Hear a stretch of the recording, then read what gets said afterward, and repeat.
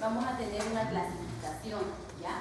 Y esa clasificación define por el tiempo de evolución en enfermedades diarreicas agudas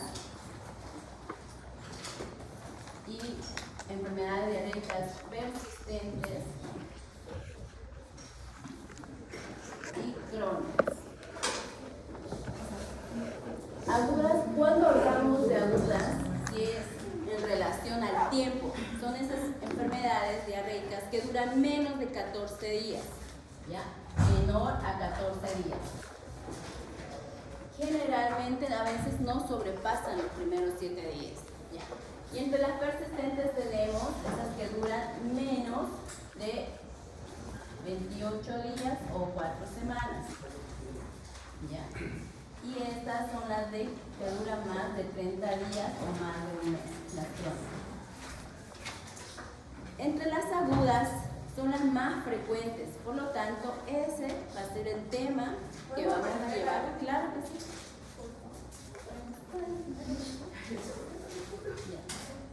Las más frecuentes son las enfermedades diarreicas agudas, aquellas, como les dije, que duran menos de 14 días y con frecuencia menos de 7 días, ¿ya? Y esas son las que nosotros hoy las vamos a desglosar, ¿ya? Las enfermedades diarreicas agudas son muy frecuentes en pediatría en menores de 5 años sobre todo. ¿Y cuál es la importancia? La importancia es de que causan mortalidad infantil. Por eso es que nosotros siempre las llevábamos en cuenta en pediatría. ¿Por qué causan mortalidad infantil? Porque son esas enfermedades que son infecciosas, generalmente su etiología es infecciosa, y por lo tanto causan complicaciones, como cuál es la más frecuente, la deshidratación, la sepsis. Entonces eso conlleva a la muerte del paciente, por eso es muy importante, ¿ya? Entonces ahora que vamos a empezar a hablar de estas, que son las más importantes como les dije, vamos a empezar a definir qué es diarrea. ¿Qué es diarrea? Ustedes han debido escuchar ya eso. ¿Qué es diarrea? ¿Deposiciones líquidas? Son deposiciones líquidas. ¿Qué más? Exacto, más de 3 o 4 deposiciones en 24 horas. Entonces hay dos conceptos o dos palabras claves acá. Uno es frecuencia y consistencia, que muy bien ustedes me han definido. Entonces, el aumento de la frecuencia de las deposiciones de más de 3 veces al día o 24 horas, ¿no? Y la consistencia es la disminución de la consistencia, que pueden ser semilíquidas o líquidas, ¿no?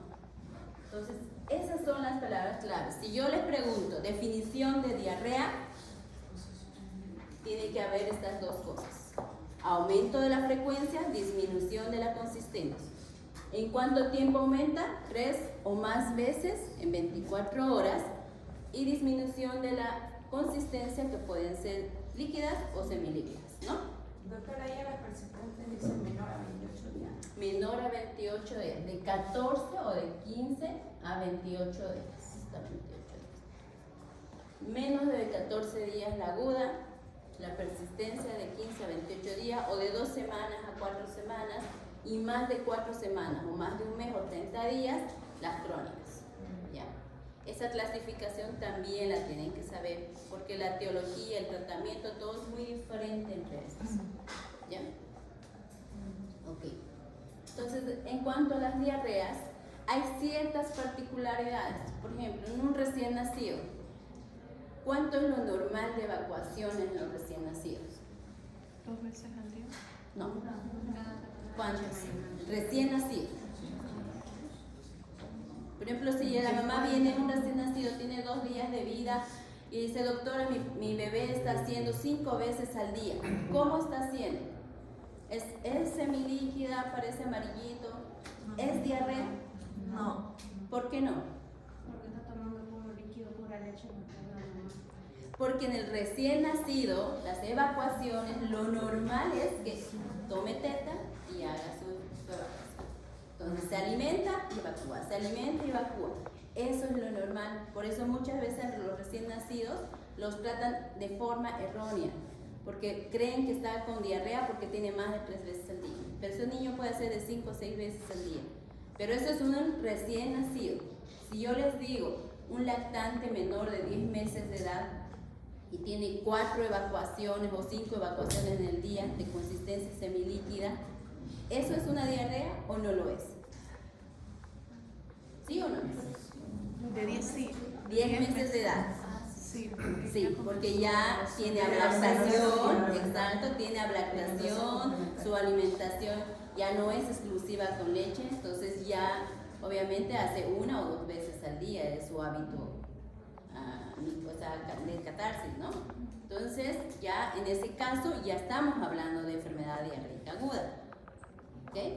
Y generalmente cuando nosotros hablamos de aguda, tenemos que llevarnos siempre a la mente el tiempo de evolución. ¿Ya? No se refiere a que sea infecciosa, no. Lo agudo lo da el tiempo de evolución. Toda enfermedad diarreica menos de 14 días es una enfermedad diarreica aguda. ¿Ya? Entonces tienen que tomar en cuenta estas dos cosas. ¿Hasta acá alguna duda? Entonces, esta enfermedad diarreica aguda, ya que sabemos cuál es el concepto de diarrea, que es su motivo de consulta más frecuente, vamos a ver ahora la etiología. ¿Cuál es la etiología más frecuente en estas enfermedades, según ustedes sepan? Infecciosa, exactamente. Dentro de las infecciosas, vamos a ver varias causas, ¿no? ¿Quién es el que me sabe? ¿Qué tiene marcado? Les voy a pintar. ¿Me prestas? No voy a pintar. Cualquier color, por favor. Entonces, dentro de las infecciosas vamos a tener por virus, bacterias, parásitos. Ya, bien, gracias. Y de esas 3, sobre todo esos 3 microorganismos, ¿cuáles ustedes creen que es la más frecuente? Parásito. ¿Cuál? Parásito. No. Virus. Los virus son los más frecuentes en cuanto a etiología. Casi un 70% es la causa de esa enfermedad. Por eso la mayoría de estas enfermedades diarreicas agudas no utilizamos antibióticos. ¿Ya? Entonces, y dentro de los virus, ¿cuál es el más frecuente? El de boca. No, síndrome de pie y boca no. ¿Cuál es el virus? Rotavirus. Ese es el más frecuente. Rotavirus. ¿Cuál más puede ser? Puedes causar por adenovirus también, que son los más frecuentes. Pero estos dos son los más frecuentes que hay, ¿ya? Luego vamos a la segunda causa, que es la bacteriana. Sobre todo en niños menores de 2 años, el rotavirus es la causa más frecuente. Dentro de las bacterianas, ¿cuál tenemos por excelencia que nos produce? La Escherichia coli. Es así. ¿Cuántas cepas tiene la Escherichia coli? ¿Por qué es importante? La Escherichia coli vamos a tenerla en varias clasificaciones como agente etiológico, pero hay que saber las cepas. ¿Cuáles son las cepas? ¿Cuántas saben? ¿Saben alguna?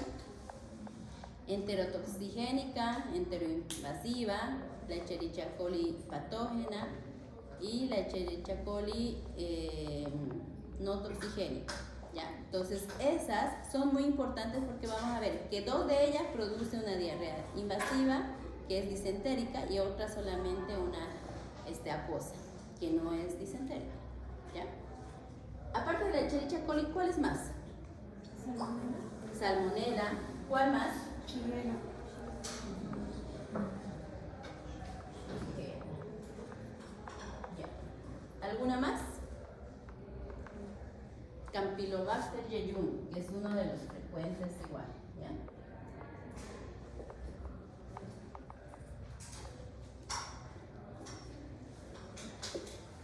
Esos son los gérmenes bacterianos más frecuentes.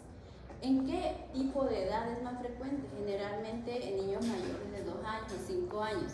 Son esos niños que ya tienen dieta completa, son los que van a veces a la calle a comer, ¿no? En algún otro, entonces ya pueden tener exposición de estos alimentos. Luego está la causa parasitaria. Dentro de la parasitaria, ¿qué parásitos son los más frecuentes? ¿Cuál? No, no producen diarrea tanto, un poco. La Yardia. ¿Cuál más?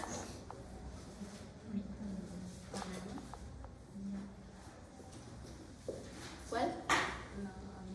Es la más frecuente, ¿no? La ameba. La ameba histolítica. ¿Cuál más?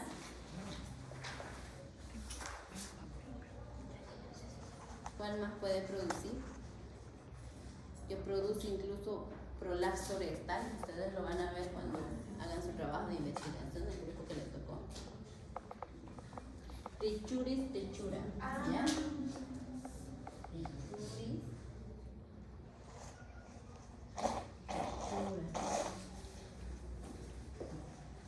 Esas son las causas más frecuentes y los gérmenes más frecuentes. Hay un montón, hay mucho más. ¿Ya? Incluso el coronavirus, como virus, produce igual diarrea en los niños. Incluso su presentación fue más de ese gastrointestinal que respiratorio en los niños. Pero estos son los más frecuentes. ¿Ya? Entonces es importante que, como mínimo, cuando yo les haga la pregunta en su examen parcial, etiología de enfermedad diarreica aguda, esta es su respuesta. No me pone, si me ponen virus, bacterias y parásitos, 0,5 sobre 2. No es completa. Tienen que saberme así. ¿Ya? Ok. Entonces, pero aparte de la etiología infecciosa de virus, bacterias, parásitos, también tenemos alimentarias, ¿no? Ahí están las intoxicaciones alimentarias. Pero generalmente esas intoxicaciones alimentarias a veces, más que agudas, son persistentes, llegan a ser. ¿Ya? Pero igual están también las causas alimentarias, como para que lo tomen en cuenta. ¿Ya?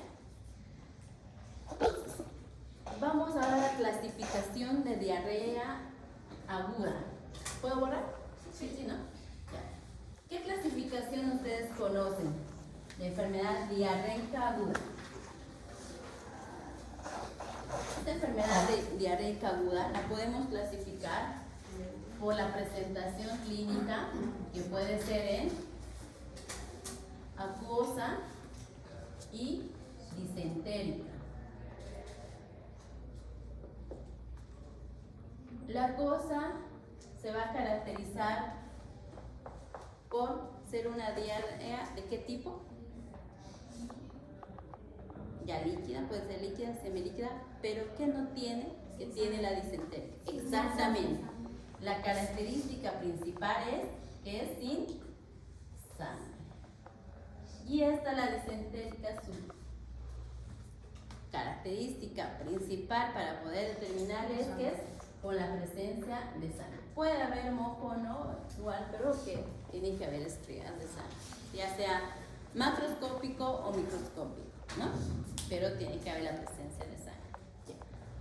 La cosa, también tenemos otra presentación que es, otra clasificación que es de acuerdo a la fisiopatología.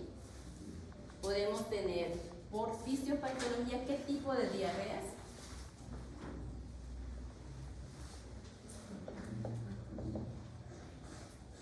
Fisiología. Por fisiopatología, ¿qué podemos tener? Una enfermedad diarreica aguda que puede ser secretora osmótica. ¿Han escuchado hablar de eso? Secretora osmótica. Tenemos que igual saber esa diferencia. Las secretoras generalmente son esas enfermedades, digamos, de diarreas que son súper líquidas, frecuentes en el día. Por ejemplo, acá la secretora, un ejemplo clásico es el cólera. ya, el review problema. Y ya no, por suerte ya no lo tenemos muy frecuente en nuestro ambiente, pero sí. Y la osmótica puede ser esas diarreas por infecciosas, ya. Entonces, estas dos tipos. Y la secretora también puede ser invasiva en caso de las disentéricas, pero la clasificación amplia es secretora y osmótica. Ok, tenemos estas dos clasificaciones. Ahora vamos a irnos al cuadro clínico. Ya. Cuadro clínico característico de cada germen, de cómo es importante saber, porque a veces el diagnóstico lo hacemos clínico. ¿Ya? No necesitamos ningún laboratorio, ni siquiera un coproparasitológico para ver más o menos qué tipo de infección o qué tipo de bacterias es que tuviera el paciente, ¿no? Entonces, ¿cómo nos vamos a dar cuenta si es una enfermedad infecciosa viral o bacteriana? ¿Qué síntomas, aparte obviamente de la diarrea, tendrían que tener?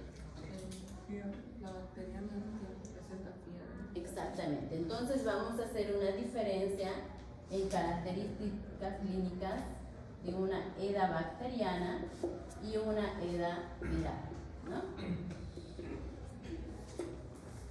Ya. Entonces la bacteriana me dices que hay ¿qué cosa? Hay fiebre. ¿En la viral habrá fiebre? Puede haber, pero a veces es una fiebre febrícula, tipo febrícula, o una fiebre aislada. En cambio, en la bacteriana es una fiebre constante, es decir, una fiebre puede ser 2 cruces y acá una cruz, ¿no? Más o menos así, en cuanto a frecuencia. ¿Qué otros síntomas más hay asociados a esas diarreas? Vómitos. ¿En cuál es más frecuente? No, en la viral. En la viral es más frecuente los vómitos. En la bacteriana puede haber, pero de acuerdo al germen también.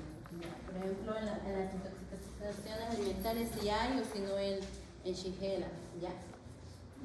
Entonces, puede haber los vómitos. En este es más frecuente, ¿ya? En la bacteriana, ¿qué otra cosa más hay? Dolor abdominal, ¿no? Tipo cólico. ¿En cuál hay? En la bacteriana. Y ahí se van a dar cuenta. Generalmente viene el cólico y luego viene la diarrea, ¿no? En cambio en la viral son más diarreas.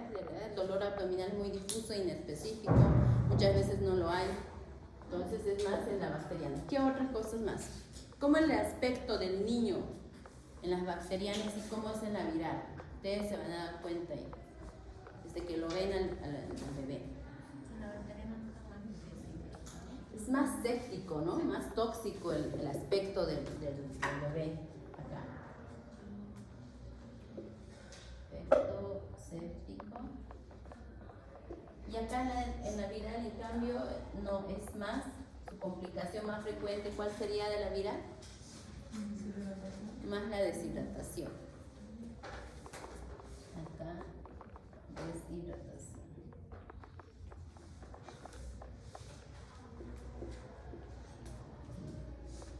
Esas son las características como que más principales que van acompañando a la diarrea y que nos pueden hacer pensar de qué etiología es, ¿ya?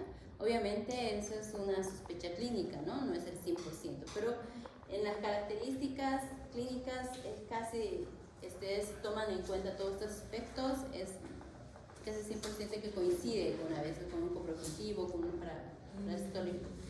El tema de diarrea, el color y el olor. El olor, claro. También el tema de las deposiciones, o sea, las diarreas, las características, ¿no? Generalmente, por ejemplo, la frecuencia de las diarreas bacterianas son escasas en el día, son 5, 6, por eso no llevan a la deshidratación. En cambio, en la viral son frecuentes, 7, 8, hasta 10, 15 veces en el día.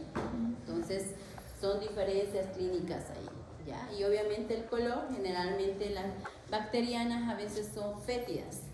Y en las diarreas virales son menos fétidas, y a veces son líquidas, ¿no? Mucho más líquidas. En cambio las bacterianas son más, esas son escasas, semilíquidas, todavía incluso no rebasan el pañal, a diferencia de las virales, sobre todo el rotavirus. son en gran cantidad que rebasan el pañal. Ya, entonces esas son las características clínicas. Ahora, ¿y se diferencia algo con la parasitaria? las parasitarias generalmente son diarreas intermitentes. ¿Ya?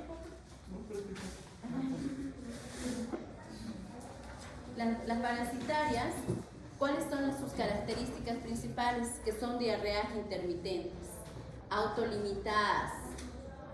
Les da 2 días, desaparece sin ninguna medicación. Retorna la siguiente semana, 1 o 2 días, igual, acompañadas o no con dolor abdominal. ¿Ya? Por eso ya uno sospecha que es una enfermedad diarreica aguda por parásitos. Y a veces sí se acompaña con, por ejemplo, con oxiuro, ¿ya? Pero no es que el oxiuro produzca la diarrea, sino que debe tener otro tipo de parásitos, ¿ya? O dolores abdominales ya más crónicos. Por ejemplo, ¿cuál de los parásitos produce eso? Un dolor abdominal recurrente. Giardia. La giardia, ¿cierto? La giardia produce ese dolor abdominal recurrente. Entonces uno ya sospecha que es por ahí, ¿ok? Por ejemplo, la ameba generalmente son causas de diarreas disentéricas, ¿no?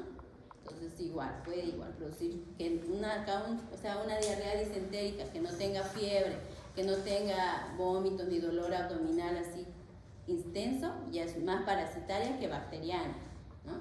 Entonces vamos viendo con estas características clínicas, ¿ya?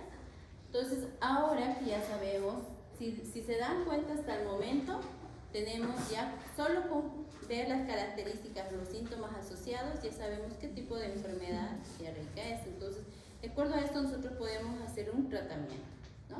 Y ese tratamiento, ¿cuál sería? Si decimos que la causa más frecuente es viral. Hidratación. ¿Cuál? Hidratación. Generalmente se basa el tratamiento en varios pilares. Uno, que es la hidratación. ¿Cómo hacemos esa hidratación? Que solamente ahorita estamos hablando de enfermedad diarreica aguda. No hemos ido a nuestra complicación, que es la deshidratación. ¿Ya? Solo enfermedad diarreica aguda. ¿Ya? Luego, el tratamiento, que sería el específico de acuerdo al germen, ¿no? Por etiología. ¿Con qué hacemos nuestra hidratación? La base de la hidratación, sales de hidratación oral, ¿no? Suero de hidratación oral. Eso es la base de la hidratación. Pero si hablamos, también, aquí vamos a hablar, ya, puede ser sales de hidratación oral, pero si en caso que no tengamos o ese paciente no esté deshidratado, ¿qué otros líquidos podemos utilizar? Agua de arroz. Agua de arroz, ¿qué más? Son líquidos caseros, lo que llamamos, ¿no? Que son agua de arroz, ¿qué más? Agua de canela. Leche materna. Agua de canela. Chicha. O sea, No, la que... leche materna. Esos son los líquidos caseros, ¿no? No manzanillas, no anís estrellado, que les encanta dar a las abuelitas, ¿no? ¿Por qué? Porque produce distensión abdominal, mayor inflamación, incluso perforación intestinal en los pacientes. Hemos tenido pacientes que han llegado, uno a quirófano y otros que han llegado a fallecer. Entonces, nada de esas cosas. Los únicos sueros caseros que actualmente tanto el IEPI como la OMS o la OPS que sugieren en pacientes que van a hacer tratamiento con tratamiento ambulatorio son estos, son los únicos. ¿Ya? No utilizamos otro tipo de sueros. Sobre todo leche materna si es un niño menor de 6 meses, ¿no? Aumentar la ingesta de su lactancia materna o la frecuencia de su lactancia materna. Okay. Entonces ya después vamos al tratamiento específico de acuerdo a la etiología. Si es viral, ¿vamos a dar algún medicamento? No, ¿cierto? No hay antibiótico para los virus. Entonces, simplemente sintomático, si hay fiebre, le damos para la fiebre, si hay vómitos, le damos para el vómito, y sus líquidos, hidratación. Pero si es bacteriana, ahí es donde nos vamos, ¿no? ¿Qué utilizamos para la bacteriana? Antibiótico, muy bien. ¿Cuál? Dijimos que lo frecuente era Escherichia coli, Shigella, Salmonella. ¿Cuál utilizamos? ¿Cuál es más? Ya. Lo primero que tenemos que saber si vamos a utilizar un antibiótico, si lo vamos a tratar de forma ambulatoria o lo vamos a internar a ese paciente. Porque van a haber tratamientos por vía oral y por vía endovenosa. Entonces, por vía oral, ¿cuál utilizamos? Cotrimoxazol es uno de los pacientes, ya. ¿Qué más? ¿Cuáles son los de elección? No, niños, muy bien que me has dicho. No se utiliza el ciprofloxacino en los niños. ¿Por qué? ¿Qué efecto tiene? ¿Hacia dónde actúa? No. Efecto adverso. Exacto. En el cartílago del crecimiento. Solamente riesgo-beneficio podemos utilizar en pacientes que estén internados, que estén mal, que sean sensibles solo a ese antibiótico. En ese caso sí. Pero si no, vamos con tratamiento ambulatorio, no. Ese es el gran error que siempre hacen. En adultos sí lo utilizan, pero en pediatría no. ¿Ya? Podemos iniciar con cotrimoxazol y ¿qué más? Cefixima.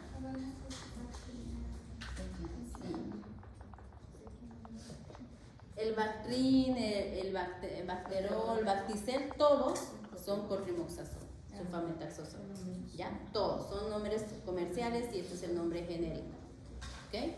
La cefixima, que es nuestra segunda elección, y actualmente se utiliza la acitromicina. ¿Ya? Saben que la mayoría siempre hemos tenido en el chip de que la acitromicina es para vías respiratorias altas o vías respiratorias, pero actualmente utilizamos la acitromicina sobre todo en pacientes con disentería. ¿Ya? Entonces también está incluida la acitromicina.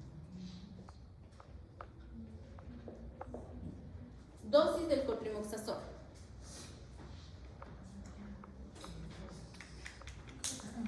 ¿Cuál?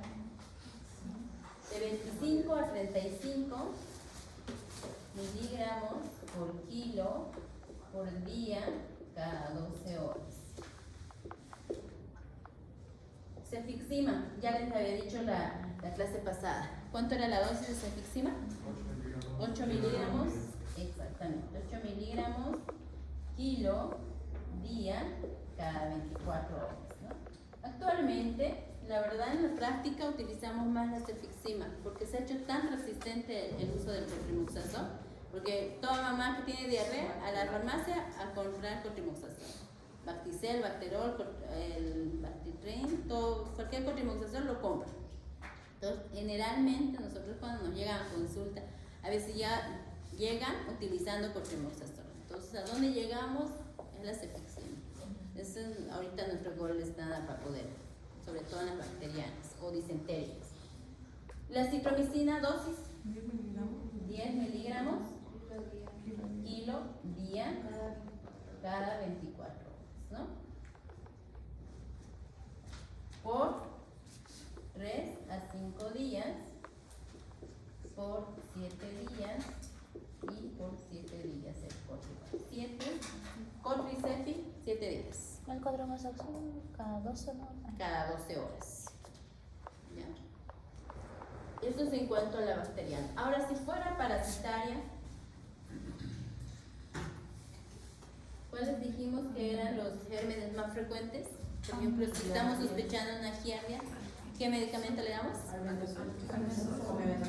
Puede ser, pero algo más específico. Metronidazol. Cuando ya está como una enfermedad diarreica aguda, ya utilizamos metronidazol, pero si lo vemos como parásito, sí podemos utilizar el albendazol tímico. Ahorita lo vamos a hacer, acá al lado, ¿eh? Vamos a ir primero por vía oral, ¿ya? Vía oral, ok, seguimos. Entonces, giardia, si sospechamos en giardia, ¿cuál dijimos? Metronidazol, muy bien. ¿Cuánto es la dosis de metronidazol? De 20 a 30 miligramos. De 20 a 30 hasta 35 igual. Podemos utilizar 25 a 35 miligramos por kilo por día. ¿Cada cuánto? Cada 8 horas. Cada 8 horas. Por máximo de 7 a 10 días. Ya. Pues si sospechamos en una ameba, ¿qué utilizamos?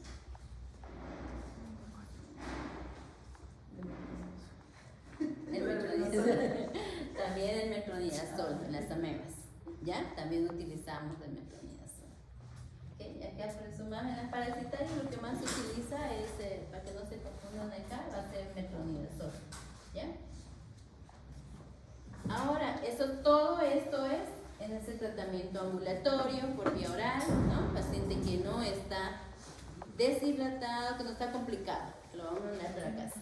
Vamos por pacientes que sí están complicaditos y que los vamos a internar. Entonces vamos a utilizar endovenoso. Y en el endovenoso, por ejemplo, en la bacteriana, ¿cuál utilizaríamos?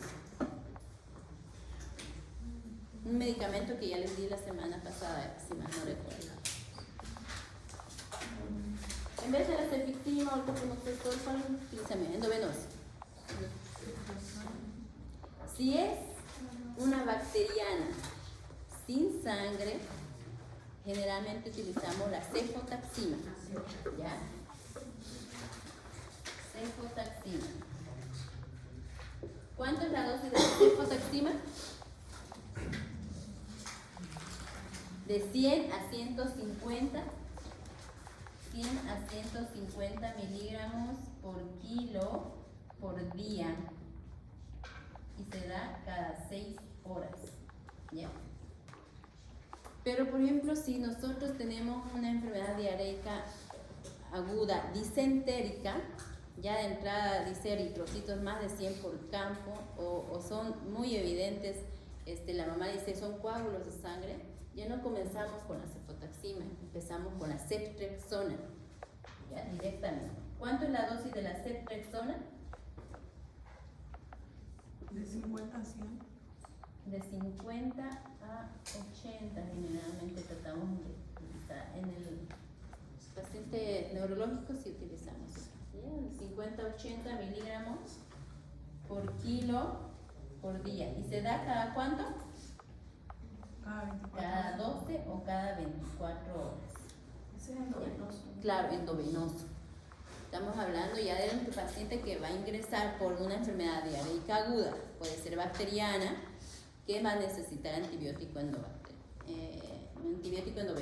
Pero si es una enfermedad diarreica aguda de causa viral, no colocamos, acuérdense, nada de antibiótico. ¿Ya? Si es parasitaria, el paciente tiene tal vez otra comorbilidad o algo más, igual, el metronidazol, acuérdense que viene endovenoso y viene vía oral, ¿no ven? Entonces sería el mismo. Esto aquí, igual, metronidazol. Y la misma dosis. Y es la misma dosis, la misma frecuencia. Entonces, ¿cuáles son ahora estos ya es un tratamiento específico de acuerdo a la etiología que estamos pensando? Pero también hay tratamientos suplementarios o complementarios. Entre esos está, dime. De 5 a 7 días dependiendo. Como mínimo, generalmente en el hospital utilizamos 3 días. De ahí podemos pasar a vía oral y darle de alta según el paciente. ¿Ya? Pero mínimo 72 horas, como mínimo. Pues obviamente a veces quedan 5 o 7 días, de acuerdo al paciente, todo de acuerdo al paciente. ¿Ya? En el hecho de los endovenosos no hay días específicos. ¿Ya? Doctora, Pero vía oral sí. si en sangre entonces sería la cefotaxima y la... En las acuosas, en las bacterianas sí, generalmente iniciamos con cefotaxima. Pero si es una disentérica directamente ceftriaxona. Ceftriaxona o... Porque es mucho más específica, generalmente, ¿cuáles son las que producen más disentérica? Shigella, ¿no? Y esas más son sensibles a la ceftriaxona, ¿ya? Ok. decía que hay un tratamiento también complementario, y en ese tratamiento incluye, ahí entra el zinc y los famosos probióticos. Y obviamente en este tratamiento complementario entraría antipiréticos y los antieméticos, ¿no? Porque dijimos que puede haber diarreas acompañadas de fiebre, diarreas acompañadas de vómitos, entonces ahí por ejemplo. El zinc. ¿En qué niños utilizamos el zinc? Bueno, es una de las indicaciones, pero no. En diarrea. ¿Cuál es su mecanismo? ¿Qué se menciona del zinc? Que disminuye la frecuencia de las diarreas, ¿no? Pero utilizamos solo en niños mayores de 6 meses. Niños menores de 6 meses, no. Entonces, más de 6 meses. ¿Ya? ¿Cuánto es la dosis? De 6 meses a 1 año utilizamos 2,5 ml al día. Esto se da cada 24 horas. ¿Ya? Este 2,5 ml equivale a 10 miligramos en 24 horas. Y en niños mayores de 1 año se da 20 miligramos o 5 ml. ¿Ya? Se da 5 miligramos. ¿Mayores de cuánto, doctora? Mayores de 1 año. Voy a borrar esta parte de acá arriba para que lo tengamos claro. ¿Bien? 5 ml mayores de 1 año. Sí.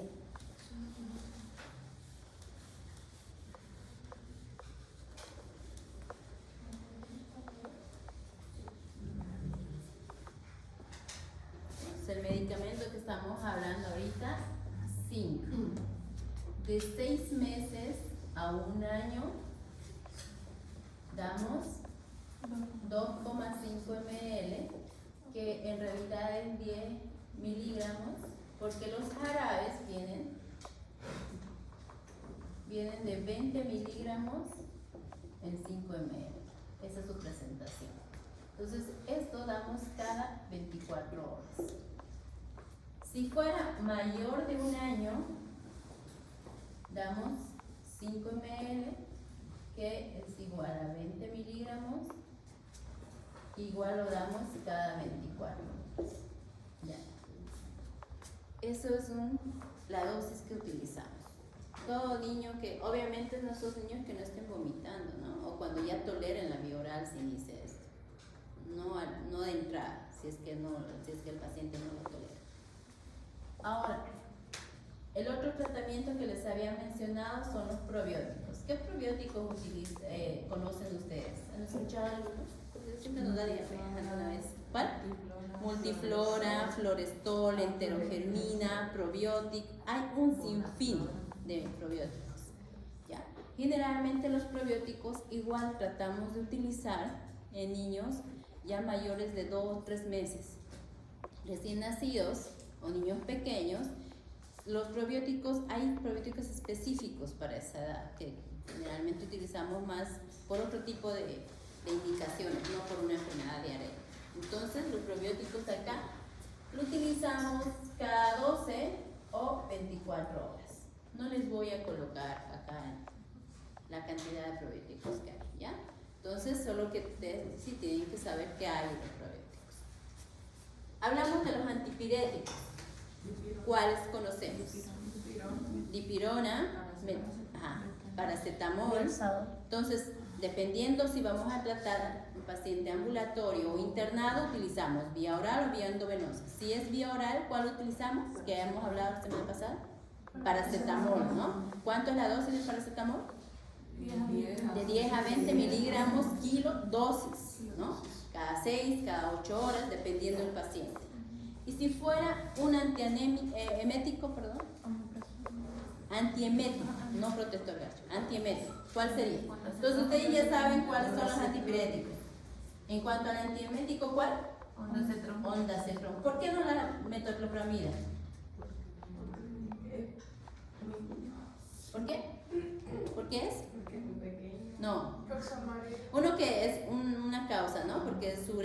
adversa es muy similar a la dosis terapéutica, digamos, ¿no? Y su efecto adverso es lo más desesperante.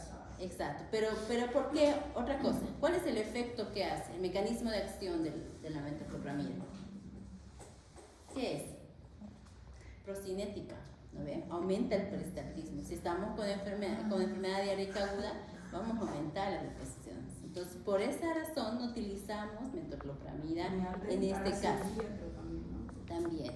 En este caso utilizamos ondansetron, ¿ya? Entonces, ¿cuál es la dosis del ondansetron? Yo ya les había mencionado, creo. ¿No? Ya, 0,15 a 0,20 miligramos por kilo por día, ¿ya? Y esto se da cada 8 horas o está, ¿ya? Se puede colocar intramuscular o endovenoso, no tenemos vía oral, ¿ya? Endovenoso o intramuscular, ¿ya? Si tuviéramos que darle por vía oral, ¿cuál podríamos utilizar? Domperidona, exactamente. ¿Ya? Esto sería,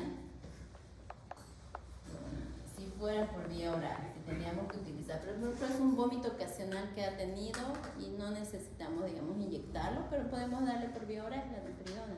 ¿Cuánto es la dosis de la domperidona? Generalmente acá utilizamos dosis ponderales, o sea, dosis estándar, que son, vienen gotas, ¿ya? Y utilizamos una gota por kilo, ¿ya? Pero máximo, dosis máxima, son 20 gotas. De eso no sobrepasamos, es decir, si nuestro paciente tiene 22 kilos, no le damos 22 gotas, le damos 20 gotas y es lo más, ¿ya? Si tiene 10 kilos, 10 gotas, cada 8 horas es esto,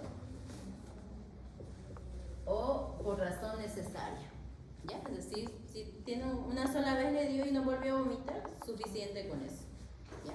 Estos antieméticos generalmente utilizamos dosis únicas o a veces máximo 24 horas, de ahí no utilizamos más, ¿ya? A diferencia de los antipiréticos que sí podemos utilizar 2, 3, 4 días, ¿no? ¿Ya? ¿Hasta acá alguna duda? Hemos hablado solamente de enfermedad diarreica aguda, sin deshidratación, una enfermedad de acuerdo a su etiología, si puede ser viral, bacteriana o parasitaria, ¿ya? Los síntomas asociados y el tratamiento estándar de una enfermedad diarreica aguda. Ahora, como les dije, que era más frecuente la enfermedad diarreica aguda de causa viral y sobre todo el rotavirus, una de las mayores complicaciones que presentan estos pacientes es la deshidratación, ¿ya? ¿Qué es lo que vamos ahora a tratar? Antes de pasar a la deshidratación, es bueno recordar qué tipo de pacientes o qué factores de riesgo van a hacer que mi paciente llegue a ese estado, a esa complicación. ¿Y cuáles creen que sean esos factores de riesgo? Por si se han dado cuenta, una enfermedad diarreica bien tratada oportunamente y bien diagnosticada igual, así precozmente, muchas veces no llega. Pero hay factores de riesgo que hacen que nuestro paciente se nos complique. ¿Cuáles serían esos factores de riesgo? ¿Cuál? Maltrato familiar y los problemas Ya, pero ya entre estos estarían los factores socioeconómicos, ¿no? Socioeconómicos. Niños que no tienen acceso a servicios básicos, que no tienen buena alimentación, un ambiente que es, digamos, negativo para el paciente, ¿no? Eso es en sí macro. Pero ¿qué otros factores más? Resistencia bacteriana. Puede ser, pero algo más frecuente. ¿Cuál? Ambiental. Los ambientales no tanto. ¿Qué otras cosas?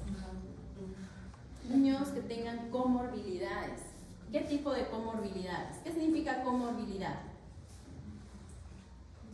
Otras enfermedades asociadas. Exactamente, que tengan una enfermedad de base y que tengan a la vez en ese momento una enfermedad diarreica aguda, ¿no? ¿Qué tipo de pacientes que tengan? Síndrome de Down. No tanto los síndromes de Down. Diabetes tipo 1. No, poco frecuente en niños, digamos, ¿no? ¿Qué otras? Más frecuentes. Cardiópatas, ¿no? ¿Qué más? ¿Qué otros aparte de los cardiópatas? Un poco frecuente en pediatría. Desnutridos, eso y hartísimo acá. Desnutridos. Que por lo menos tienen talla baja, todo. Exactamente secundario a eso, van teniendo todo eso. Enfermedades renales, los nefrópatas, ¿ya? ¿Qué otras enfermedades más puede haber? Que tengan algún trastorno, ¿ya? Digestivo, por ejemplo, enfermedad celíaca o alergia a la proteína de leche de vaca, colon irritable, ¿ya? Cualquier otra enfermedad que igual tengan enfermedades, estén asociadas a enfermedades digestivas o enfermedades de mala absorción.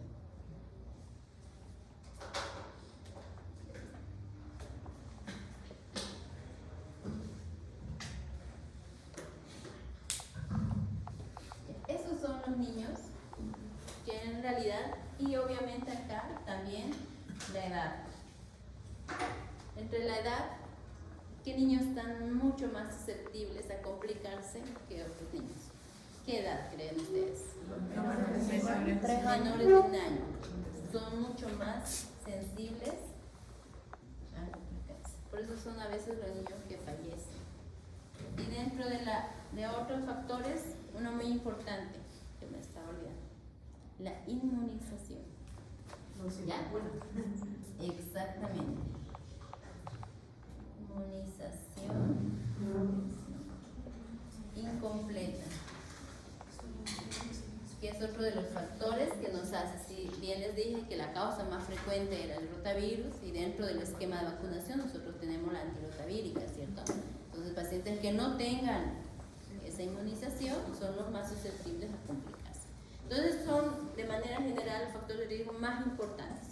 Todo esto más una diarrea nos puede llevar a algo que se llama deshidratación. ¿Y qué es la deshidratación? Vamos a definirla así como definimos diarrea. ¿Qué es deshidratación?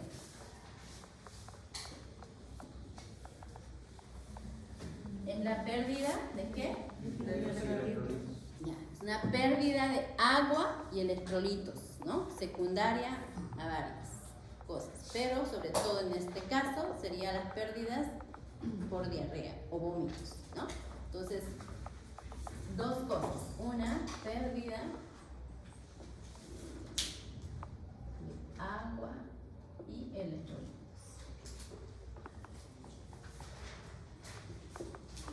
Eso es muy importante. De acuerdo a la clínica, esta deshidratación va a tener varias clasificaciones, ¿ya? Y dentro de las clasificaciones, una va a ser por la clasificación clínica. ¿Cómo la vamos a clasificar?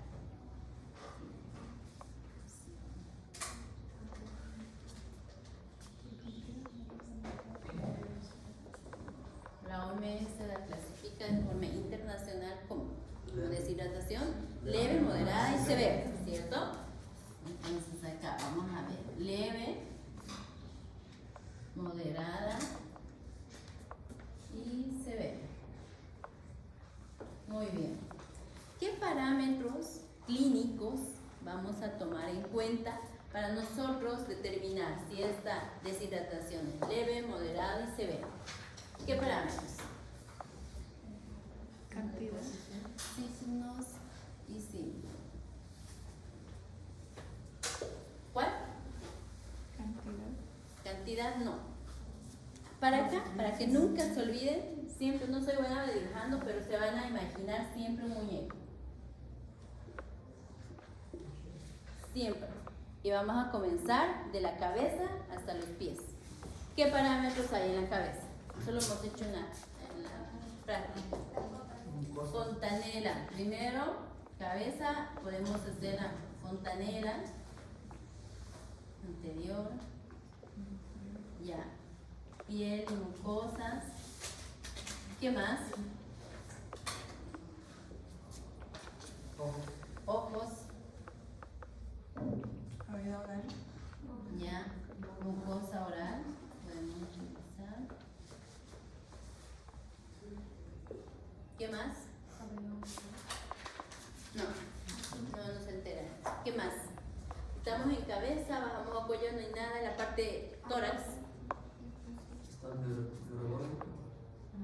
Frecuencia cardíaca. Ya, acá vamos en cabeza, antes de fontanela anterior, vamos a ver el estado neurológico, ya, como algo muy importante. Estado neurológico. Ya. Frecuencia cardíaca. ¿Qué más en la parte de tórax?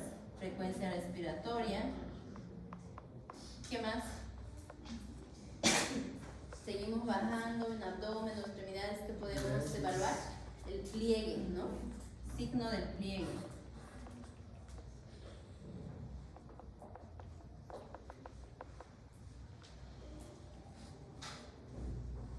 Ya, ¿qué más? Llenado capilar. Llenado capilar.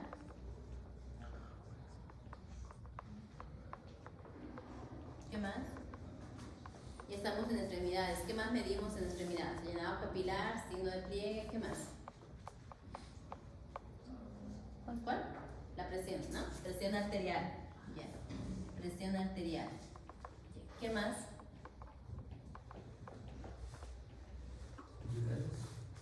La diuresis, muy bien. Diuresis, ya. ¿Algo más? No nos olvidemos. Dentro de lo, si se dan cuenta, la mayoría son signos. Pero hay un síntoma que sí utilizamos en la deshidratación. ¿Cuál es? Algo que refiere, bueno, no lo refiere, pero a veces lo evidenciamos en el paciente. ¿Cuál? La sed. A ver, siempre igual valoramos. Se lo voy a colocar igual acá. Creo que hasta ¿Y toma? en los ojitos también se ve bastante. ¿Cuál? En los ojos, las facciones. Ahora vamos a ver esas características, ¿ya? O sea, todos estos parámetros para una deshidratación y clasificar clínicamente tenemos que tomar en cuenta todo eso, ¿ya? Entonces, ahora sí vamos a determinar qué hay en la leve, qué hay en la moderada y qué podemos encontrar en una deshidratación severa, ¿ya? Antes de comenzar esto, hay igual una clasificación que es de acuerdo al peso del paciente. Esa clasificación menciona que es el porcentaje de pérdida de peso. ¿Qué significa? Que tenemos que restar del peso anterior al inicio de las diarreas al peso actual. Entonces, ese porcentaje de pérdida de peso nos clasifica igual en leve, moderada y severa, pero con cierto valor. En la leve, ¿de cuánto creen que es la pérdida de porcentaje de peso? ¿De cuánto? De 3 a 5% pierde el peso. En la moderada es de 6 a 10% y en la severa más del 10%. Esa incluso es la ideal para poder clasificar a nuestro paciente, pero es la poca práctica. O sea, es imposible tener el peso del paciente antes de tener que una mamá cada día ir pesándole a su bebé, pero eso no ocurre, ¿cierto? Entonces, muchas veces tenemos la dificultad que no tenemos el peso anterior a la enfermedad diarreica aguda. Entonces, solamente tenemos el peso actual. Por eso, es igual, mucho más práctico y usado esta de la clasificación clínica, ¿ya? Entonces, en la sed como síntoma, en la leve, ¿hay sed? No hay. O puede haber una sed así poco perceptible. El paciente generalmente usted le da un vasito, lo toma tranquilo o simplemente rechaza. En la moderada sí hay, ¿no? Hay avidez por los líquidos.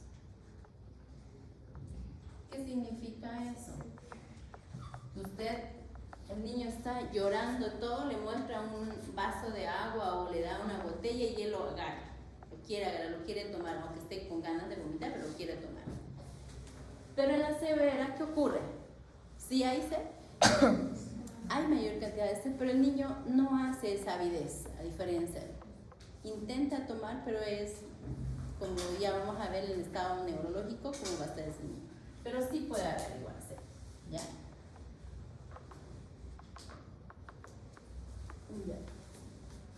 Estado neurológico, ¿cómo va a estar afectado en la ley? El niño está normal. A ver. El niño puede estar ahí riendo o está activo, no hay mayor afectación. En la moderada, ¿cómo ya está ese niño? Son parámetros muy importantes que muchas veces nos ayuda a determinar cuando tenemos dudas. Está irritable, ese niño está llorón, ¿ya? Te lo toca y ya llora o no quiere nada, está así aburrido. Y en la severa, ¿cómo está ese niño? Somnoliento o letárgico, ¿no? Por eso les decía que nuestros pacientes a veces la sed no es un parámetro que nos ayude a determinar, porque ese niño ya está somnoliento, letárgico, muchas veces no hay una respuesta a eso. Letárgico o somnoliento.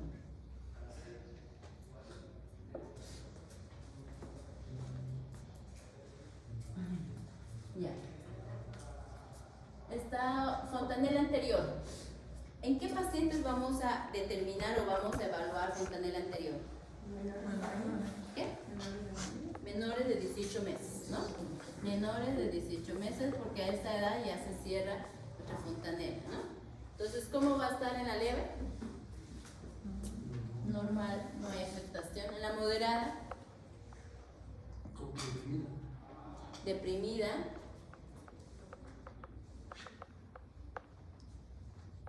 O normal, puede estar también, si es que no está. Y en la severa, ahí está muy deprimida, ¿no? Muy deprimida. Ya. Piel y mucosas, ¿cómo van a estar en la normal, en la leve? Normal o ligeramente seca, ¿no? Pero generalmente está normal. No hay mucha afectación.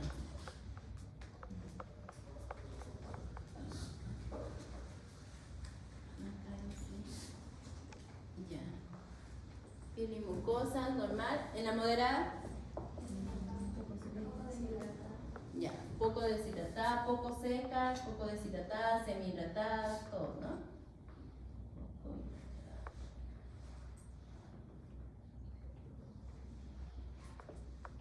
Y en la severa, ya están secas, ¿no? Los ojos, normal en la leve, moderada, hundidos. Y acá, muy hundidos. O puede haber ya en los tálamos. En ojos también nosotros determinamos la presencia de llanto, ¿ya? El llanto también puede ser acá, llanto con lágrimas,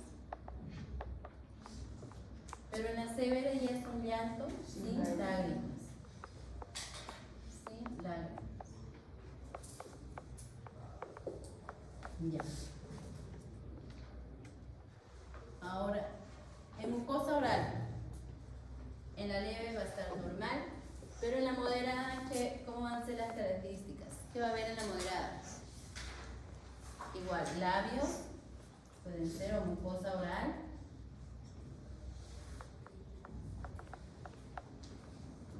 Poco seca, igual. Pero acá en la severa, ¿qué signo va a haber en boca? Lengua saburrada, ¿no? Mucosa seca igual, lengua saburrada. Mucosa oral seca. Frecuencia cardíaca, frecuencia respiratoria. ¿Cómo va a estar en la normal? Digo en la normal. No hay todavía afectación. Pero en la moderada puede estar ya aumentada, ¿no? frecuencia cardíaca, frecuencia respiratoria. Pero obviamente todavía no muy notorio. Y en la severa ya hay taquicardia establecida, ¿no? Aquí puede estar normal o ligeramente aumentada. Tanto la frecuencia cardíaca y la frecuencia respiratoria. Taquicardia,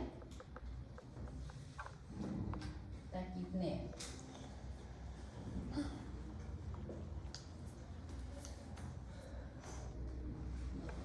Signo de pliegue, ¿en cuál la vamos a tener? Normal en la leve. Y acá el signo de pliegue va a ser una o dos cruces, ¿no? Es decir, mayor puede ser menor de 3 segundos, ¿ya? ¿Cuánto es lo normal en el signo de pliegue? Menor a 2, igual que el llenado papilar, menor a 2 segundos, o una retracción inmediata, ¿ya? Pero en la moderada puede ser lento o ligeramente lento, pero todavía regresa. En cambio, en la severa ya son 3 cruces del signo de pliegue, ¿ya? O súper lento. Entonces, en el llenado capilar igual, normal, que es menor a 2 segundos. Y acá puede estar ya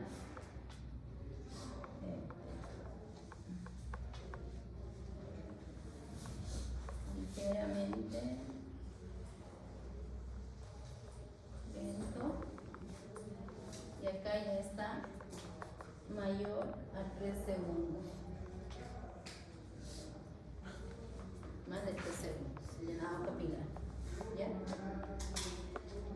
La presión arterial. Acá va a estar normal. En la moderada, ¿cómo va a estar la presión arterial?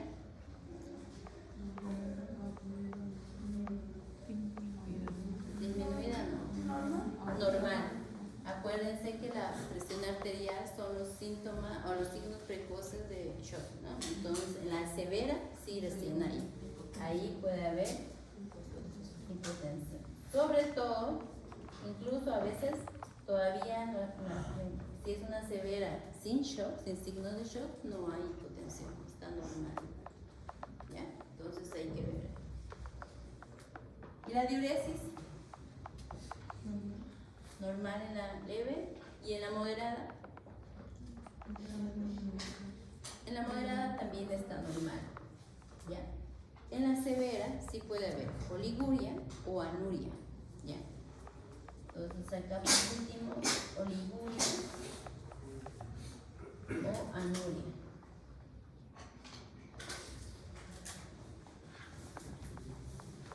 Puede haber las dos cosas. Va a haber obviamente anuria cuando ya es una deshidratación severa con signos de shock, ¿no? En esos casos. Entonces, de todos estos parámetros a veces es difícil nosotros llegar a veces pueden llegar a confundirnos y podemos hacer una mala clasificación, sobre todo entre la moderada y severa. La leve es súper fácil, todo es casi normal, lo único que de repente a veces puede ser que tenga un poquito de cel paciente, un poquito más de lo normal, pero después todo está normal. El paciente activo, todo tiene las diarreas, pero ya hay una deshidratación, ya hay una cierta pérdida, ¿no? De la leve y a la moderada. ¿Dónde vamos a tener algo mayor como que problema, digamos, en el momento de clasificarlo? Va a ser en esta moderada severa. ¿Qué tenemos que tomar en cuenta? ¿Cuáles son los signos principales que sí nos van a ayudar a definir?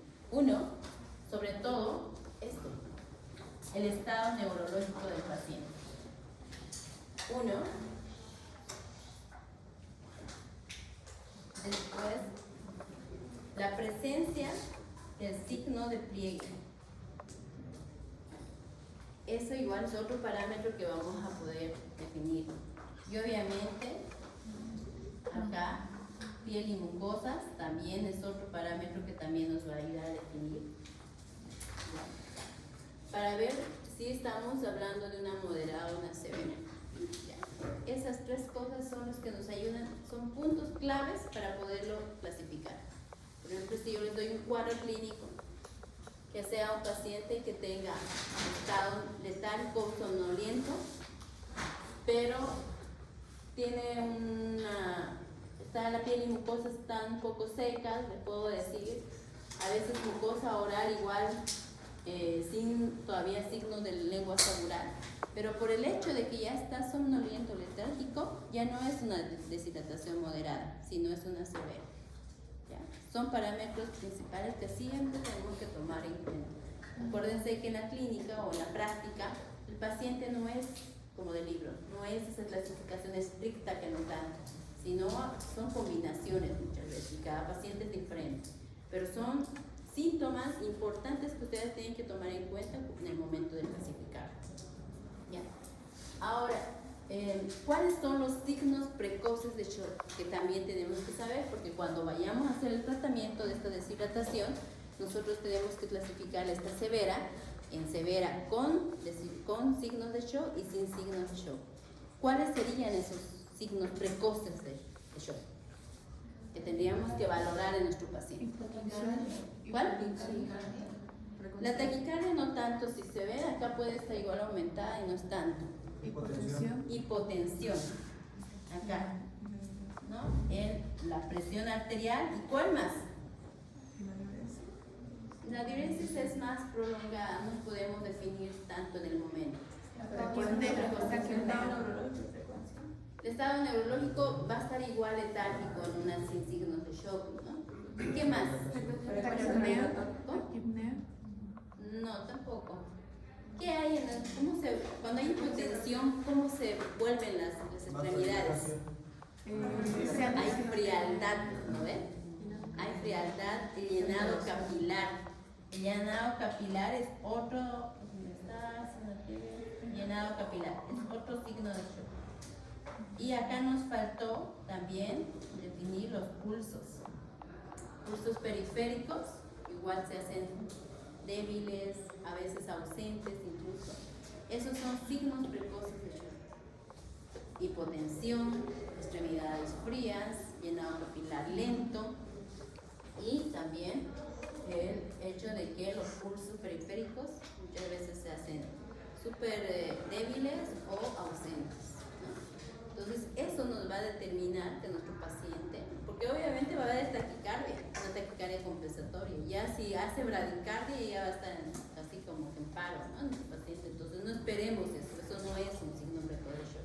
Incluso en la moderada puede haber momentos de taquicardia, entonces no es, ¿ya?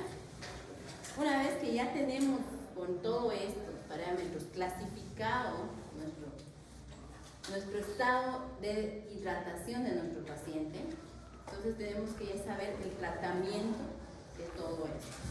¿Cómo hacemos con un paciente que tenga una enfermedad diarreica aguda con deshidratación leve? ¿Qué hacemos en una moderada y qué hacemos en una severa? Voy a borrar esto y vamos a comenzar con la leve.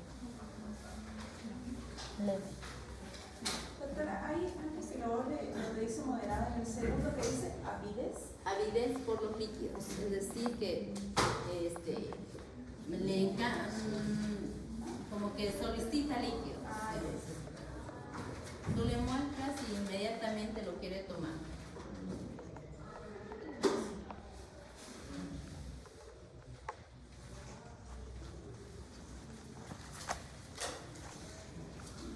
Entonces en la leve dijimos que hay una pérdida de peso menor al 5%. Ese paciente aún está todavía hidratado, no tiene mayor alteración. ¿Cuál sería nuestro tratamiento? ¿Cuál sería nuestro tratamiento? Hay un recurso mnemotécnico que manejamos y que se llama ACRES. No sé si han escuchado. ¿Qué significa la A? Aumento de la ingesta de líquidos, ¿ya? Entonces hacemos un aumento de ingesta de líquidos. ¿Y qué hacemos en eso? Aumento de la ingesta de líquidos. Acá, ¿qué tipo de líquidos dijimos que podíamos utilizar? realizar? ¿O cómo lo hacemos esta parte? Sale de Sale dilatación oral. ¿Qué más? Ya, esos son líquidos caseros. ¿Ya? ¿Y qué más?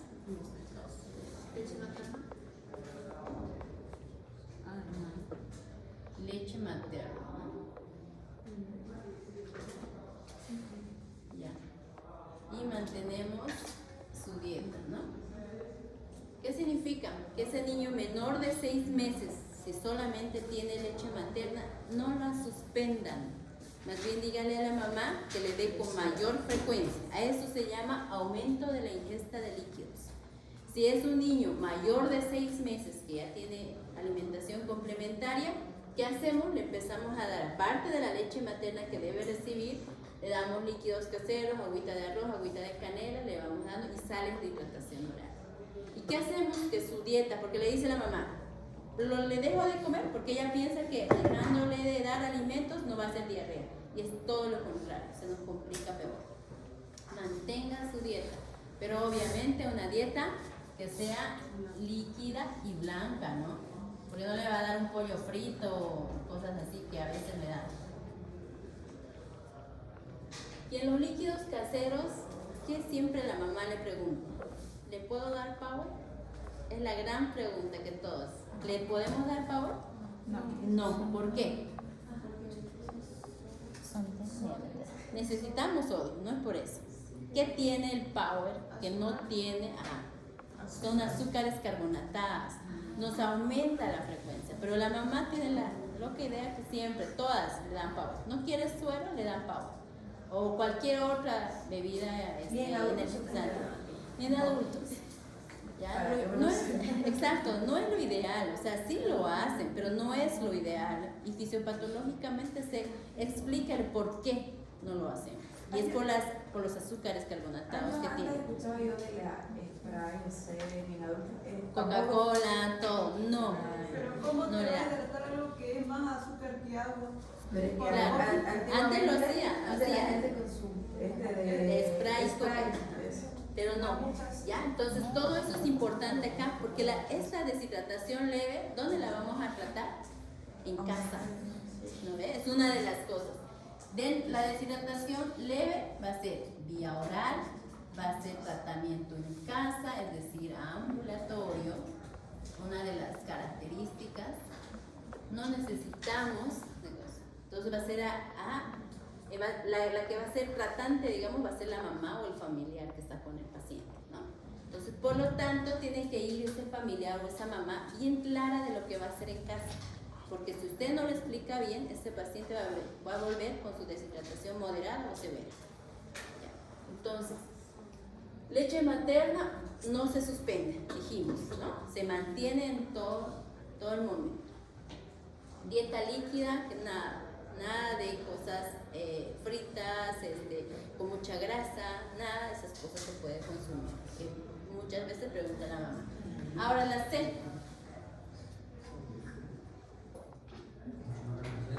¿De qué? Continuar con la dieta.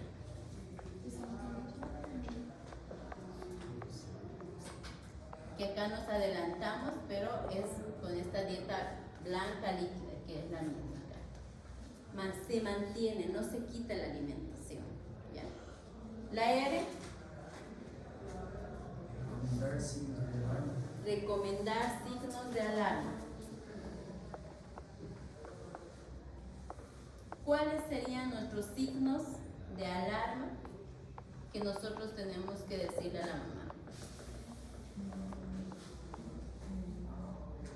¿Qué dijimos? ¿Cuáles eran nuestros signos clave de shock? Ya, pero ¿cómo le vamos a decir a la mamá? No, cuando tenga hipotensión me la traen. No, ¿qué tenemos que decirle? Primero, neurológico, ¿qué tenemos que decirle a esa mamá? Si su niño está decaído, duerme mucho, no responde, no quiere comer, no quiere tomar ningún líquido, debe traerlo inmediatamente. Entonces, vemos que signo LAMA, decaído, inapetente. ¿Qué más? Si la extremidad fría, si lo que sigue la mano está fría. Ya también eso, pero antes de eso, algo más práctico. Anuria. Ya, si su mucosa está seca, ya, si tiene labios secos, ¿qué más? Tiene signo de pleno. Ya eso de ella no lo va a evaluar tanto. Otras cosas. A veces lo traen porque no ha orinado desde anoche, no ha orinado desde ayer. Entonces tenemos que ver diuresis. ¿Qué más? Si el paciente se asocia a otro tipo de síntomas, por ejemplo, fiebre o vómitos frecuentes, ¿ya? Fiebre continua,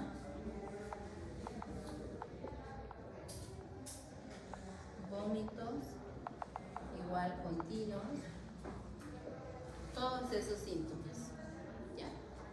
Paciente decaído que no quiera comer nada, que haga rechazo a la alimentación, que no haya orinado más de cuántas horas, para más o menos pensar en una oliguria o una anuria, ¿cuántas horas? Porque si le dice hace 2 horas, no, eso no. 6 horas como mínimo para pensar en oliguria. Y anuria, más de 12 horas. Entonces, diuresis disminuida acá. Ya. Que la fiebre esté continua, ese paciente obviamente si ya está deshidratado más una fiebre, obviamente se va a complicar. Va a ser mayor grado de deshidratación, ¿cierto? Igual que los vómitos. Esos serían los signos de alarma. Ahora, la E. ¿Cuál es la E?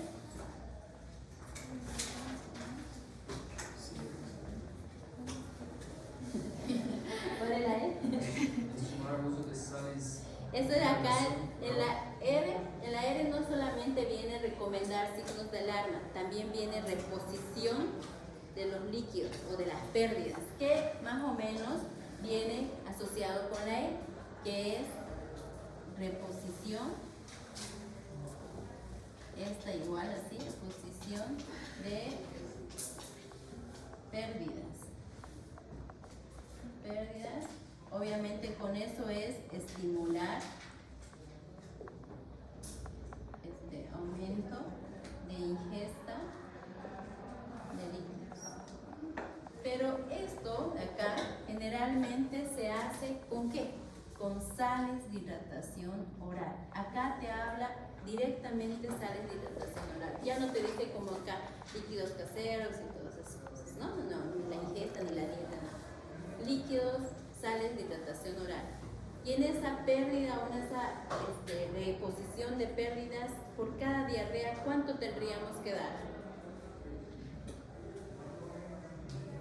¿Saben? Por cada diarrea, acá se los voy a colocar, diarrea y vómitos, que es lo que hacemos la reposición.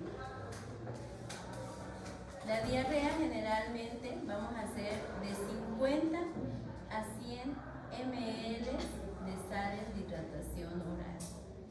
Esto es como 3 oncitas por cada diarrea que haga.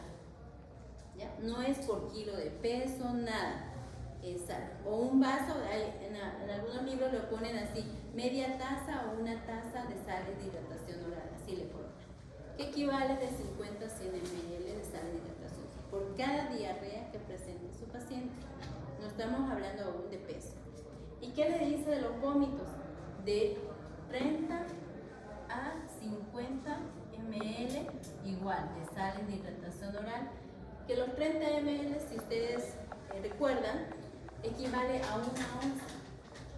30 ml es una onza de líquido. Entonces, generalmente en el vaso o en la mamadera, donde ustedes pueden medir.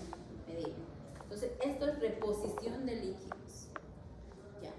Entonces, acuérdense, tratamos de evitar, se está perdiendo, pero reponemos. Se está perdiendo, pero reponemos. Entonces, ahí mantenemos vamos evitando que nos llegue de una leve a una moderada. ¿Okay? Ahora, lo último es el zinc. Y ya les expliqué la dosis, les expliqué que a partir de qué edad damos y cada qué tiempo. Generalmente la IEPI recomienda que sean 14 días. ¿Ya? Pero entonces, esto es lo que hacemos en un paciente con deshidratación leve. ¿Ya? O un paciente paciente que tenga una enfermedad diarreica que esté queriendo hacer, digamos, una deshidratación. ¿Ya? Entonces, cuando yo les pregunte tratamiento de deshidratación leve, me colocan todo esto. No sale dilatación oral y ya, no. Todo esto. Se hace por vía oral, se hace en casa. Y algo muy importante, acá en las recomendaciones, en recomendar aparte de los signos de alarma, también recomendamos ¿qué cosa? Pasa que a veces la mamá en la noche se dio cuenta que todo el día no orinó. En la noche se dio cuenta que ese niño no quiere comer. ¿Y qué hace la mamá? Espera las 7, 8 de la mañana para venir. Cuando ese niño ya no está ni siquiera en una moderada, ya está en una severa. Entonces, ¿qué tenemos que decirle a la mamá? Que él, cuando ella se dé cuenta que existe cualquiera de estos signos de alarma, debe acudir inmediatamente a su centro de salud.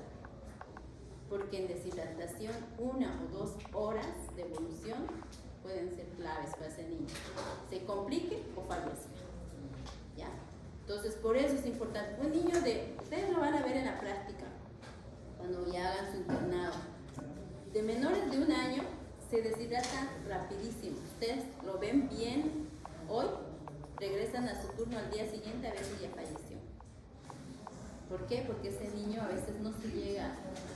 Menores de 1 año, por eso es importante diarreas, el manejo, saber ustedes identificar bien cuando un paciente está deshidratado. Por eso hay alta mortalidad en estos pacientes. Por esto, sí, de fácil que a veces uno lo ve, pero es importante saber clasificar y saber todo esto. ¿Ya?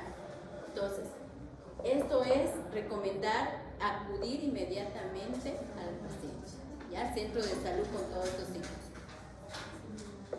Ok, ahora vamos a la moderada. Dijimos que en la moderada ya hay signos claves, ¿no? Entonces, ¿cómo va a ser esta? ¿Dónde va a ser este tipo de tratamiento de la moderada?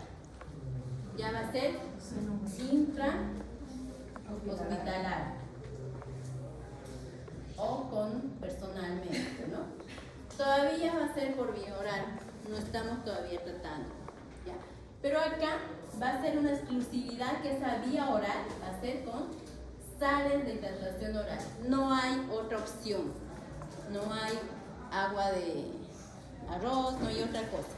Sales de hidratación oral en un centro hospitalario, puede ser bajo observación, en la consulta, en un ambulatorio, donde sea, pero bajo observación de personal médico.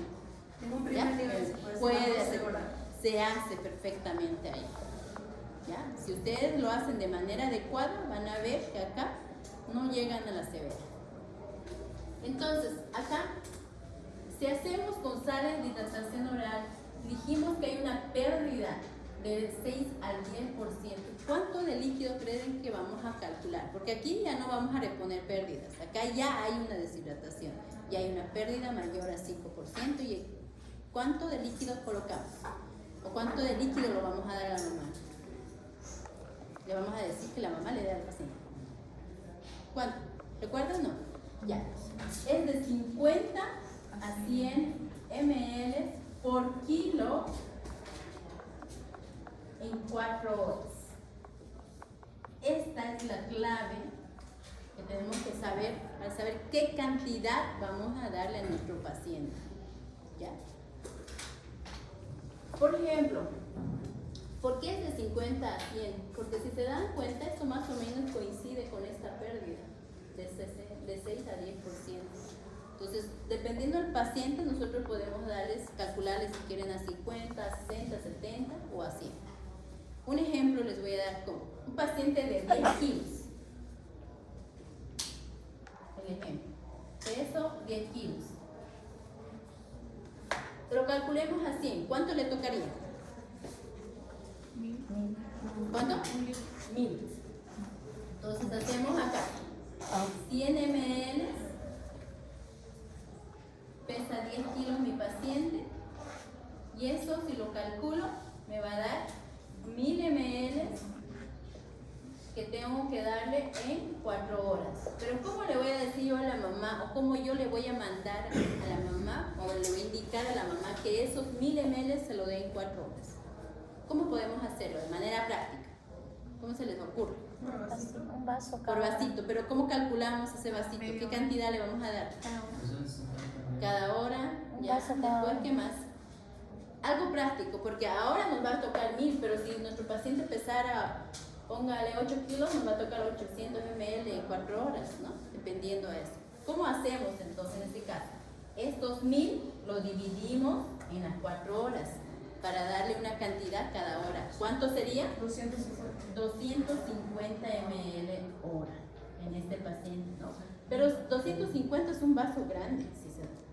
Y a veces, en una hora, a veces la mamá no lo llega, lo quiere dar de inmediato. Quiere que lo termine y llega a vomitar, o algo, para que sea mucho más sostenible o por lo menos tolerable para el paciente. ¿Cómo podemos minimizar esto?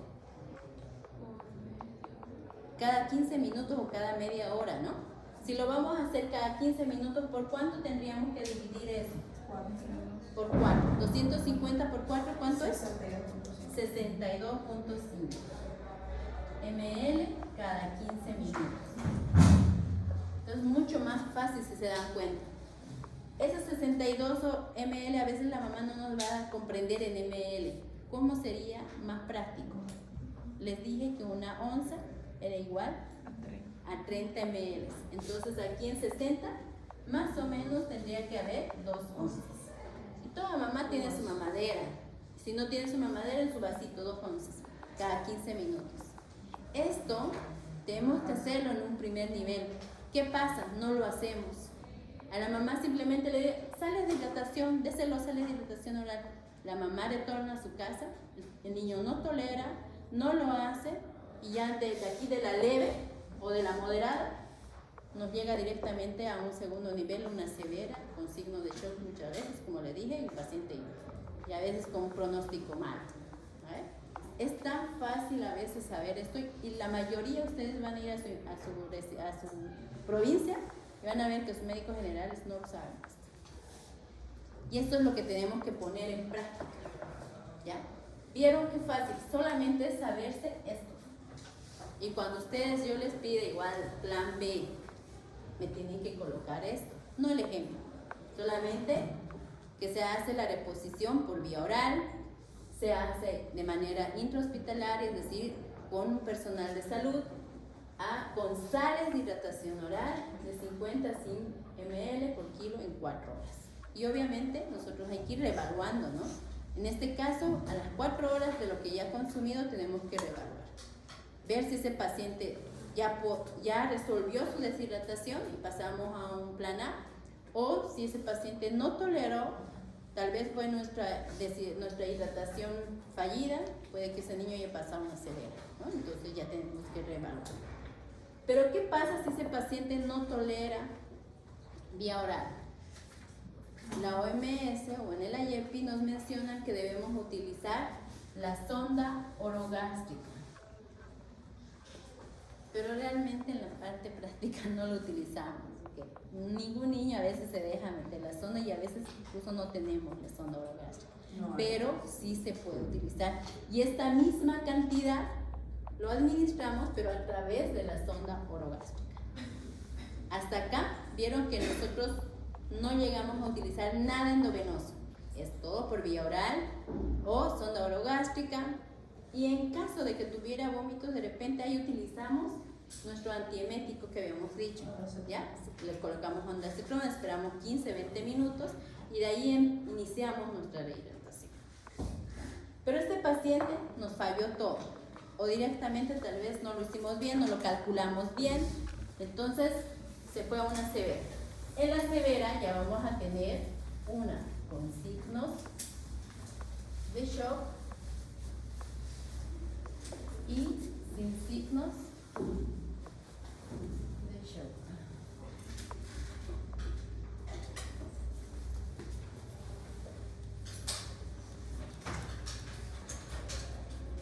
Acá ya la característica es: el paciente es intrahospitalario, pero ya internado. En emergencia, en observación, como quieran, pero ya está internado ese paciente. Ya no es opción a darle por vía oral.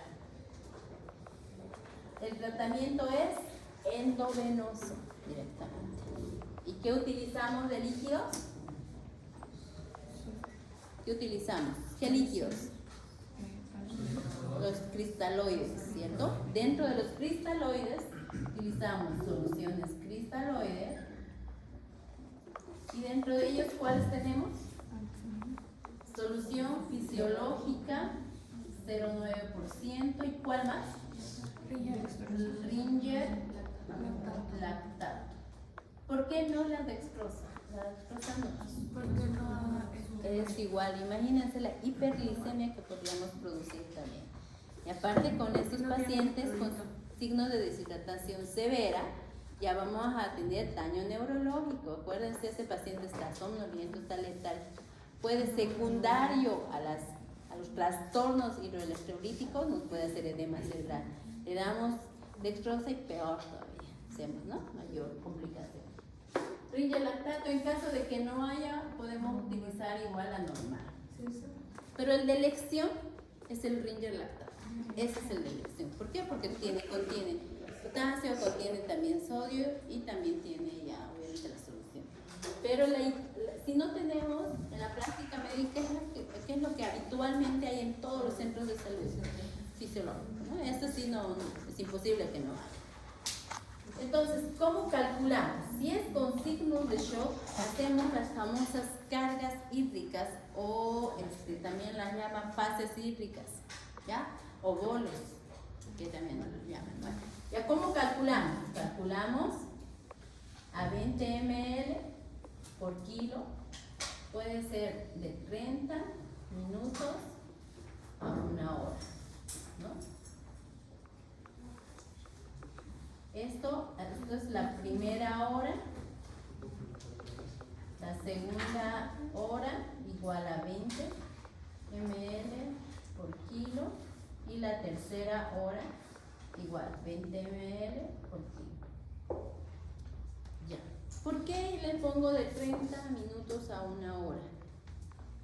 ¿Y en qué casos tenemos la excepción de que sea 20 ml kilo? ¿En qué casos? ¿En qué paciente yo no le puedo administrar a esa cantidad? Excepto, acá les voy a poner. ¿Cuál? Nefróticos. Cardiopatas, enatas, desafios. Nefróticos. ¿Qué más? Cardiópatas. ¿Y quién más? ¿Quién más? Tiene signo de shock. No. Excepto en nefrópatas, cardiópatas y desinfríos. ¿Por qué en estos pacientes? Porque son pacientes que no manejan grandes volúmenes por sus mismas patologías. Podemos, en vez de mejorarlos, complicarlos. ¿Ya? Entonces, en este tipo de pacientes no vamos a utilizar a 20 ml, vamos a utilizar a 10 ml por kilo por hora, ¿no?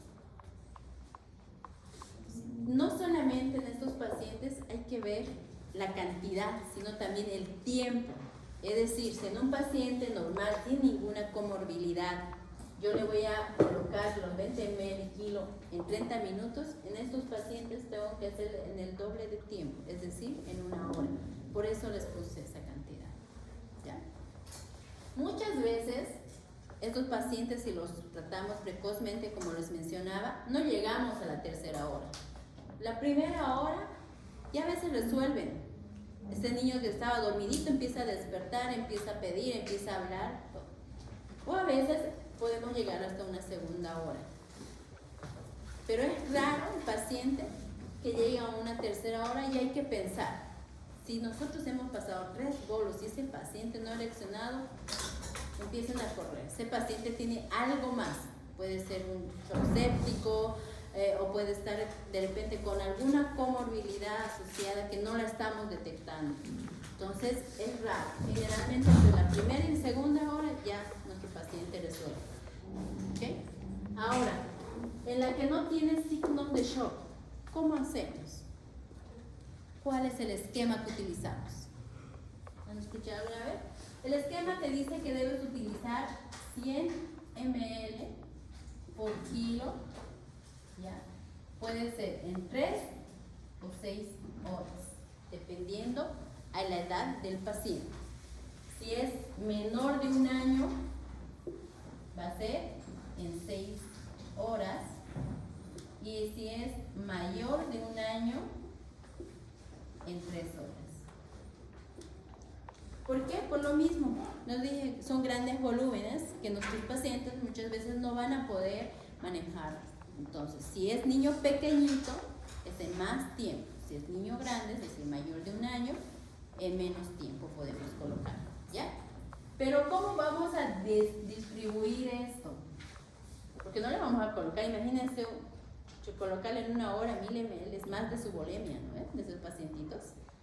Entonces, ¿cómo lo vamos a distribuir? En teoría hay dos tipos de vertientes. Unos que te dicen un esquema que en la primera hora o en la primera pases el 50%, en la segunda pases el 25% y en una tercera pases el otro 25% del líquido total. Pero hay otros que te mencionan que te pueden pasar en la primera hora el 30% y en estas otras 2 horas lo divides el 70%. Ya. Entonces ustedes, dependiendo al paciente, van viendo cómo lo pueden manejar. Si de repente es una deshidratación severa, sin signos de shock, que no lo ven tan mal, pueden manejar un 30% de eso. Ya. Entonces no necesita llegar a un 50%, es un alto volumen. Es un paciente de 10 kilos, por ejemplo. ¿Cuánto le va a tocar para las 6 horas? 1000 ml, ¿cierto? Y si lo vamos a dar con este esquema, son 500 ml en 1 hora. Es bastante. Dime. ¿Es 1000 o es 100. 100 ml. Yo les decía el ejemplo, si pesara nuestro paciente 10 kilos, le tocaría 1000. Entonces, para ver, cualquiera de estos dos esquemas. ¿Qué pasa? ¿Se da más entonces líquidos cuando se trata de un shock, perdón, sin signos de shock? Sí, pero si vieron la cantidad de horas. Ya. Acá tú das en menos tiempo, porque quieres sacarlo rápido. Y en cambio acá, incluso es más prolongado. 3 a 6. Aquí sí se respeta. Acá incluso hasta en 15 minutos a veces lo pasamos a chorro cuando decimos un signo de shock. Es lo mismo que en el politraumatizado. Ustedes saben, ¿ver? Entonces lo mismo. Pero acá, igual que en este esquema, muchas veces no llegamos a la tercera hora o al tercer bolo. Simplemente colocamos una. Por eso les decía, ustedes valoren si pueden colocar el 50% o el 30% y valoren el tiempo también, ¿ya? Entonces, este es el esquema. Y obviamente en ambos se utiliza Ringer lactato o solución fisiológica. ¿Alguna duda que tengan hasta acá? La práctica de esto vamos a hacerlo ya en nuestras prácticas, ¿no? De cómo se calcula y todo eso, ¿ya? Pero este es el esquema, es lo que tienen que saber, qué cantidad de líquidos, ¿ya? Pero lamentablemente, cuando ya llegamos a esta severa, no nos quedamos ahí. Estos pacientes que dijimos al inicio, que era solamente un tratamiento sintomático o un tratamiento o un diagnóstico clínico, que no necesitábamos ningún laboratorio, acá ya necesitamos laboratorios. ¿Y qué laboratorios necesitamos? Voy a borrar todo. ¿Qué laboratorios necesitamos ya en estos pacientes? Porque ya acá no solamente está la deshidratación, también tenemos que ver los otros tipos. Si me pasa, ya. ¿Qué laboratorio tenemos? Ya lo último esto, ¿ya? ¿Qué laboratorios vamos a pedir acá? Porque acá, en la severa, generalmente ya está asociado a qué? A trastornos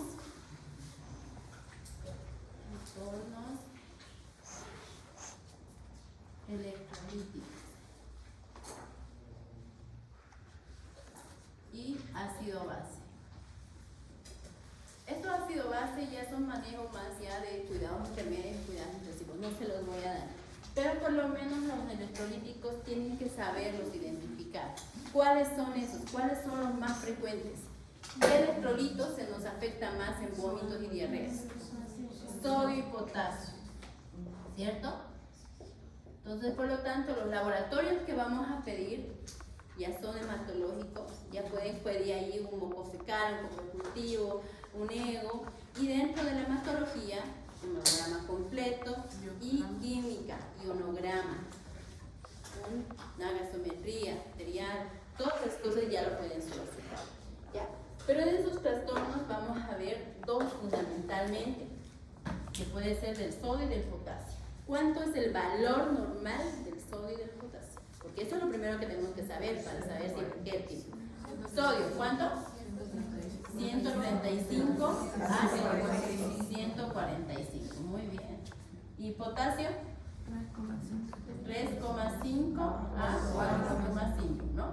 Y de ahí cada uno tiene, dependiendo de su trastorno, si es leve, moderado, severo y todo eso, ¿no? Pero, ¿qué puede pasar con cada uno? ¿Qué trastorno podemos ver en cada uno? Ya, cuando aumenta o cuando disminuye, ¿cierto? En las diarreas lo más frecuente es que el sodio disminuya. Entonces, ¿qué va a haber? Hiponatremia, ¿no? Y la otra sería hipernatremia, que también puede pasar. Hipernatremia. Ya. Lo más frecuente generalmente es la hiponatremia, pero ya cuando hay signos de shock o algo, cuando hay algo asociado, puede haber igual hipernatremia. Entonces, cada uno tiene fórmula para calcular. No les voy a dar eso, pero sí necesito por lo menos que lo identifiquen, porque como les comenté en la parte de ácido base, cuando ya hay estas alteraciones, ese paciente ya no está en sala de emergencia, ya tiene que estar en cuidados intermedios, ya tenemos que hacer balance hídrico, ya tenemos que hacer otro tipo de laboratorios que tenemos que manejarlo como un paciente ya de terapia intensiva. ¿Okay? Entonces, hasta acá ustedes sí tienen que saber. Ok. En el caso del potasio, ¿qué puede haber? Ya, hipercalemia. Si hay aumento, es hipercalemia. Y disminución, hipocalemia. ¿Cuál es la más frecuente en las diarreas? La hipocalemia, ¿no? Esta es la más frecuente, la hiponatremia también. ¿Qué síntomas o qué complicaciones nos puede dar la hipocalemia secundaria a una diarrea? ¿Cuál? Puede ser, pero eso más después, más posterior, así más frecuente. Calambres. Puede haber igual calambres, pero hay un que se llama ilio metabólico. Por eso cuando nosotros hacemos el examen físico es importante los ruidos hidroaéreos. Cuando hay un paciente con abdomen distendido, con ruidos hidroaéreos abolidos o disminuidos y estuvo con diarrea, está con deshidratación, siempre pensemos en una hipocalemia y secundaria a eso que está haciendo un ilio metabólico. ¿Ya? Entonces, por eso es importante nosotros cuando ya estemos en nuestros pacientes saber estos trastornos. ¿Okay? Y obviamente cada uno, igual como les decía, tiene su fórmula de corrección. ¿Hasta acá tienen alguna duda? Súper esquemático, directo a lo más básico que tienen que saber. Y así se los voy a preguntar en el examen parcial. No es de selección múltiple, no. Todas son descriptivas. ¿Cuál es la deshidratación o el plan B? ¿En qué consiste el plan B? ¿En qué consiste el plan C? Esquemático. ¿Ya? ¿Qué es deshidratación? ¿Qué es diarrea? Clasificación de diarreas, de acuerdo al tiempo, de acuerdo a su etiología, gérmenes más frecuentes en las enfermedades diarreicas agudas infecciosas. Entonces, todas, ¿ya? Lo voy a borrar. La lista, por favor.